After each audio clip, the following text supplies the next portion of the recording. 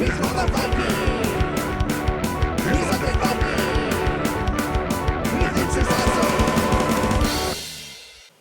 everybody, this is me, Undead Viking, and this is Mad Mansion. Mad Mansion is a two-player tile-laying game with area control. You'll be creating this crazy mansion with all these weird hallways and rooms and what have you. And the idea is that you want to make like the most fantastically obscure, strange room possible using the tiles that you have at your disposal, and then and claim it, and to get the most points. Now, both you and the other player are going to be going back and forth, creating all these rooms, and you'll be able to like close people off, and you'll be able, you can't really steal stuff from each other, but you're able to, you know, maybe close out the area that they have available to, because there isn't like a board for this, and you just put out the tiles on the table and you just build it out. So the game is a heck of a lot of fun. I really like the vibrant colors. I like the very simplistic play, but the very, very deep decisions that you have to make. So why don't I show you how to play Mad Mansion, and we'll come back here and I'll give you my final thoughts. This is Mad Mansion. As I said, this is a two-player game. I've gone ahead and set it up. The game begins with one single hallway in the middle of the table where the mansion has begun. Each person is going to get one of each tile, one of these big rooms, one of these small rooms, and a hallway, and that will be their hand, if you will. These rooms look like this. They will have like these little doorways, and then some of them won't even have doorways. They'll have these open spots. And I'll explain how these get played in just a little bit. I'm just going to turn these over because technically I'm not playing with somebody else. So, so then you can see then there's like this big room, and there's a room like so. And so on your turn, you're going to have a couple of options to play. Now, at the beginning of the game, you determine a first player, however you're going to do that, and then the first player is going to make a choice. Now, if you have one of each tile, you can never have double up on the tiles. You can never have two of any of these. If you have one of each tile, your only option is to play some of your tiles onto the board, and then if you build a room, you have the option of then claiming that room and being able to then put a worker in it to claim that, and that's going to be worth points at the end of the game. Now, after you do that, the workers that you place onto the board remain there for the rest of the game. You can't remove them later. Nobody can knock them out. So this is something that you're going to want to go ahead and like work on, like building these rooms and then claiming them for maximum possible points. Now, the thing is that if you place a tile like so, all right, so this is a room, and if you place that on there, that is claimed, and now it is there. That is a completely valid placement that you can place it on. Now, you couldn't like go like this because there isn't a doorway leading into a hallway. Makes sense, right? Now, what about a tile like that? Well, the interesting thing about that tile is that it has no doorway, so it can't be connected to a hall. This is not a valid placement. I mean, never mind the fact that it would be blocking off that doorway, which you can't do. But if this wasn't there, you couldn't go like that and have a big giant opening. That just doesn't work. Now, the interesting thing is that as you place these tiles like so, you can later on, like that's a valid placement. If somebody were to put a hallway down like this, that would also be completely valid, but you don't really want to do that. I'm just going to steal this tile really quick. If you are able to place a tile like so, you've gone ahead and built up this room. This is called a suite now, and now it's going to be worth more points at the end of the game. Normally, a valid like clearly constructed room like this, so now it's connected, there's no openings, there's no like open spots, whatever. This would be a completed room. If this was like that, that would also be a completed room, but that would only be worth 2 points. However, if we were to go like so, now this is now worth 4 points because of the fact that it is a suite with extra rooms. So you can see that when you place a spot like that and you've claimed it, now as the game continues, the player that places that particular tile hopefully will get more like tiles that they can add on to that particular spot. Here, let me grab one here quick. So let's say now they have this tile. Well, they could go like so. Now that's an added spot, and this is just a continuation off of that original spot. And then they can add maybe, here, let me find a blue one. So now they go ahead and they add that onto there. And as you can see, if you're lucky enough and your opponent actually allows you to continue building off of those things, then you're able to build bigger and larger and expansive spots that are going to be worth more and more points, and you only have to use one worker to claim them. Now, just so I can show you some invalid placements, this would be invalid because of the fact that there is this open doorway there, and it's going right into the wall, so that wouldn't work.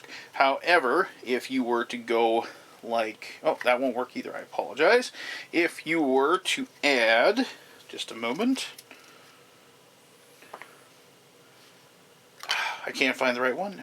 Say these two tiles, like so, that would be a completed suite of rooms, and you'd have 1, 2, 3, 4, 5, 6, and that would be worth 12 points at the end of the game. Now, you can't, as you probably have guessed, combine colors of rooms. You couldn't put this one in there. Orange will not mix with blue. You're an interior, the interior decorator, so to speak, won't let you combine the paint, if you will.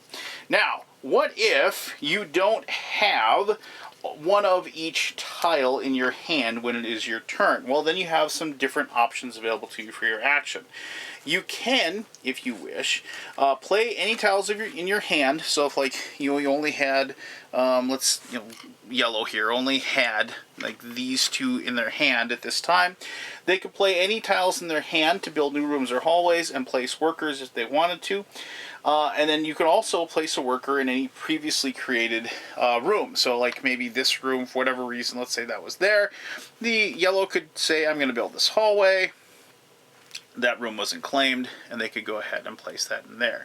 Otherwise, on their turn, what they could do is they could place that hallway and place that yellow, and then they could put their worker in, like so. That's an option. Or if you only have, let me just give them a couple tiles here. Let's say they have those two. You can draw one tile shape that you're currently not holding and place that tile immediately. So they could take this hallway and they could place it like so and put it onto the board. That's also an option for them. Once again, if you build any rooms, you have the option of placing a worker in those rooms. Or if you have an opening, there's an open room, like say this was there, after you do that, you'd have the option of placing a tile down, if you so desire. Finally, if you place a worker, you can place a worker on any previously built or unclaimed room tiles and then draw one of each tile shape that you don't have. So let's say, like yellow had used up all of their tiles in their last turn, they could place one down and then collect one of each tile to replenish their hand so they could go the next turn.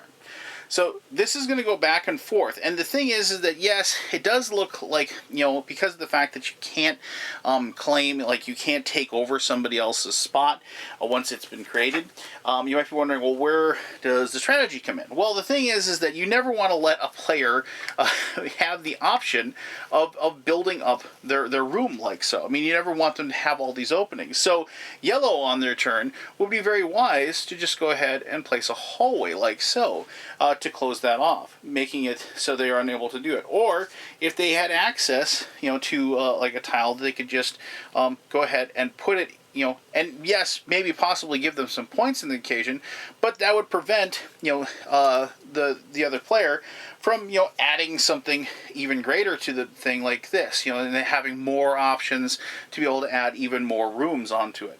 Another really good example would be if notice how this one has this opening here, or whatever, on the end there, and like say we've claimed that. Something that the other player could do very easily is just cap that off. And that's one of those things where now I've, and this all of a sudden, even though, yeah, they could add more to either side if they can add onto these things, but when you cap that off, you cut it off, and this is also just one room at that point. And so if you're lucky enough, then even though, Red would have all these ideas of making this big giant room, if you're able to cap that off and get some hallways on either side, here they had this really nice tile that had all these little doorways, but now at the end of the game this is only be worth 2 points. So there's a lot of different options and strategies available to you as you're playing the game. So once either people can't build anymore, just because there's no valid placements for any of their tiles and they've collected all their tiles, or you've exhausted all the tiles that are available. And you will, and just because, like you say, you run out of hallways or you run out of these big, large rooms, you still continue playing. You just play with the tiles that are available. But once you either exhaust all the tiles or nobody can make any more valid moves, then the game is called, and each person will then collect their points for each room that they've completed. For each room that has the suite, obviously, as I said, you get 2 points for the room, and then each little add-on to it, they get another 2 points. If there are any unfinished rooms, say like Red had this room at the end, notice how it isn't finished, there isn't a wall over here, you haven't completed it, this room would only be worth 1 point for claiming an unfinished room. So there you go. That's Mad Mansion. It's one of those games that I really enjoyed playing. It is a neat and interesting take on like the area control, placing the meeple on the board thing. I mean, obviously comparisons are going to be made to other tile laying games. However, I think this is one of those like games that, because of the fact that you have 3 different sizes of tiles and how you have to like put them together and kind of make not only a puzzle but also make a puzzle that actually is a successful puzzle, and the fact that it really allows other players to really mess with any designs or options that you're going to be having, it really makes it a really different experience for me. If this game excelled with 2 players, I mean, it is obviously just a 2-player game, but this was a fantastic game for me to play with my wife, and my daughter and I really enjoyed it as well. And any game that I have where I get to build something and like actually create it and see this giant mansion get created as the 2 players are putting these tiles back and forth, I really enjoyed that aspect. And it's one of those things where after it's done, it's always kind of nice to look at the map and just kind of imagine this crazy mansion that people would have to walk through and go through. And that's something my daughter really enjoyed. But more about all of that with my final thoughts, which I'll do right now. I'm going to flat out say that the inspiration for this game has to be Sarah Winchester. If you don't know what that is, you can Google it up, read the Wikipedia. Basically, Sarah Winchester was the widow of the Winchester armsman guy, the guy who, I can't, basically Winchester rifles, that guy. And he sold all of these weapons to like both sides of the war during the Civil War, and so he made a ton of money making guns, basically. And so when he died, Sarah inherited the giant fortune, and she had this situation where a medium, if you will, a fortune teller, told her that she was going to be haunted by the ghosts of all the people that were killed using the weapons that her husband had made. And the only way to prevent that from happening was to basically build a house, and so and never stop building the house. And so that's the theme of this game. It's like there's this, it says here, Mrs. Madison Madley began building her home on sacred burial ground, and to scare away the wayward spirits, she hired construction workers to add new rooms to her mansions 24 hours a day. And that is exactly what Sarah Winchester did. She had, basically, she was told that if she ever stopped working on the mansion, she would die. And so basically there's this mansion that you can go and visit that's just crazy. I've been there. There are doors that open up to like basically a 20-foot drop into a garden. There's stairways that go nowhere. Definitely check that out. But that has absolutely nothing to do with this game other than the fact that I'm pretty sure it inspired this. But so as I said, this game is a heck of a lot of fun. I've played it with my family, and I knew as soon as I got it that my daughter would really enjoy it. She enjoys one of the first games she ever really played was The Kids from Carcassonne, and that was, she really liked the whole process of playing a game but also putting a puzzle together. Now she's a little bit older. I mean, we played that when she was like 3-4 years old. And now she's 9. Oh my gosh, time. But one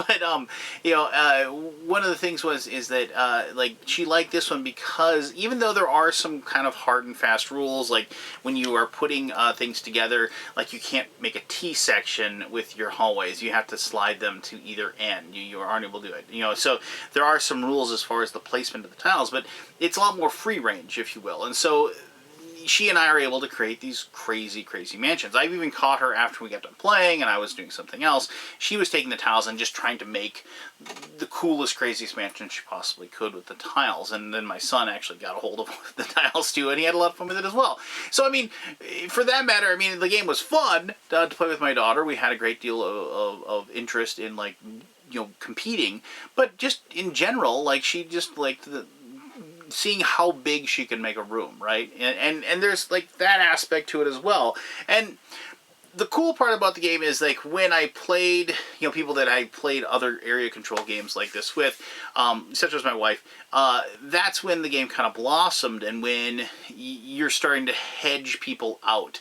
And there is a method to the madness of Mad Mansion 2, with the replenishing of your hand. I mean, and, you know, sometimes you want to get rid of all of your tiles and get them out there, but you don't want to create opportunities for the other players. You don't want to put stuff down that's just going to give them a venue where they're going to be able to put a room down.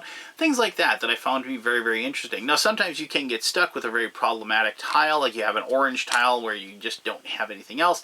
And yeah, you could put this down and put a guy on there and get 2 points for it, but it seems like such a waste. And so there's a lot of fun aspects with that, where you'll put a tile down like so, but you won't claim it. You just let it sit out there because you know the other player most likely isn't going to take it either, because that's just kind of a waste of their worker. You're just putting that tile down to get rid of it. So there's all kinds of that, and it's definitely one of those games that as you play it multiple times, the onion starts getting peeled, and the different options and things that you can do and the different strategies that you can investigate and use really start opening themselves up for you. So for all those reasons, and the fact that I really started to really enjoy playing these 2-player games with my family, I really, really like Mad Mansion. Now, if you are a 2-player game fan and you like tiling, I definitely suggest you check this one out. I think you'd enjoy it a great deal. If you have any questions about it, ask away. I'll try to answer those to the best of my ability. As always, thank you very much for taking the time to watch this video, and until next time, I'm the Undead Viking, and I'm telling you to have yourself one heck of an awesome day. Alright, bye-bye.